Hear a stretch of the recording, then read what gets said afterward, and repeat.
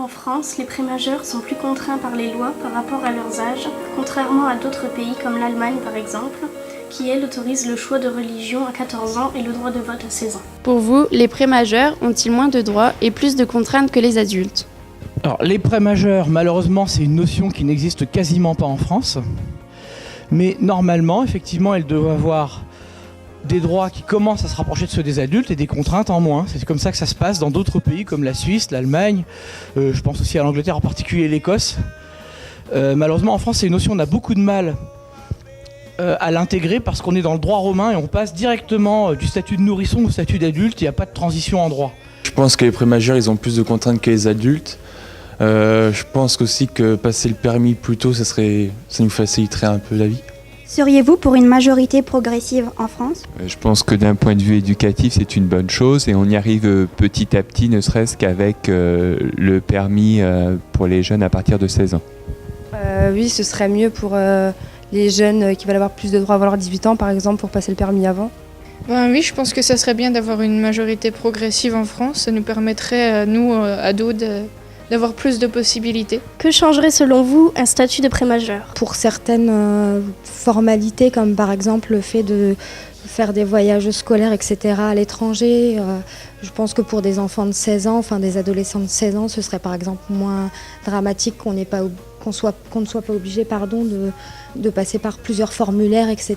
Je pense aussi pour certaines autorisations d'activité. Je pense que ce serait plutôt oui pour des questions ou même de travail, plus de liberté à ce niveau-là en fait. Alors, excusez-moi, j'ai une formation qui est un peu intellectuelle, donc c'est peut-être quelque chose qui, pour vous, va pas avoir beaucoup d'importance, mais ça change fondamentalement la culture juridique en France. C'est-à-dire que c'est quelque chose qu'on traîne depuis des siècles qui changerait. Et derrière, effectivement, un droit qui se rapproche plus du droit naturel, qui est un idéal, qui est critiqué, mais où il y a une progressivité, comme on a une progressivité dans sa propre croissance. Et les changements concrets, ce serait bien sûr des choix personnels, une conscience reconnue, pour toute personne ayant ce qu'on appelle le discernement. C'est-à-dire qu'actuellement, il y a quand même les moins de 18 ans sont exclus d'un certain nombre de droits de l'homme qui sont des droits de l'homme fondamentaux. Ce type de mesure permettrait de remédier à ce problème, mais qui n'est malheureusement que très peu posé, parce que les problèmes économiques dominent, parce que les problèmes d'autres sujets de société actuellement font du bruit et couvrent ce sujet qui en fait est un sujet qui est pluriséculaire en France. Les interdictions aux moins de 18 ans semblent-elles efficaces ? Alors je dirais que dans un lycée, on est bien placé pour savoir que ces interdictions ne sont pas vraiment efficaces, que les personnes qui veulent les transgresser sont capables assez facilement de le faire. Ceci dit, il me paraît important que d'un point de vue symbolique, on place une barrière, alors qu'elle soit à 18 ans, 17 ou 16 ans.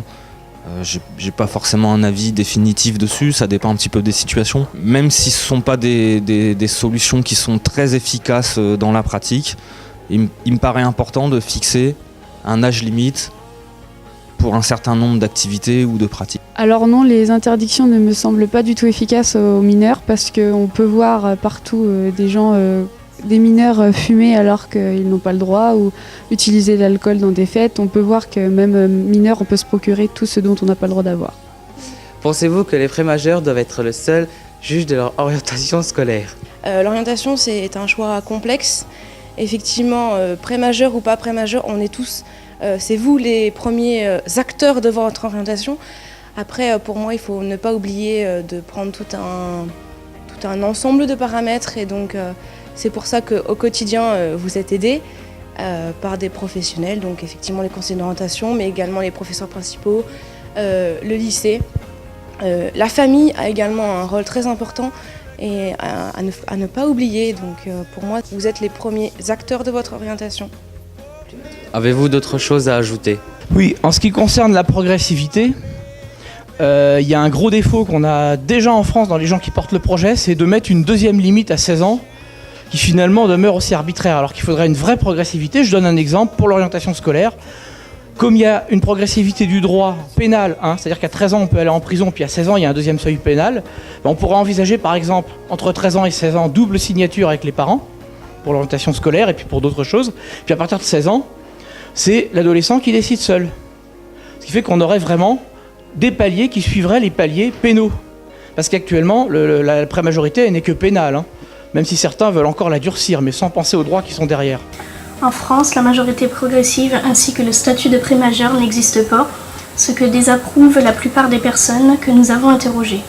De plus, la France est l'un des derniers pays à ne pas posséder ce statut, contrairement à d'autres pays, comme par exemple l'Allemagne ou la Suisse.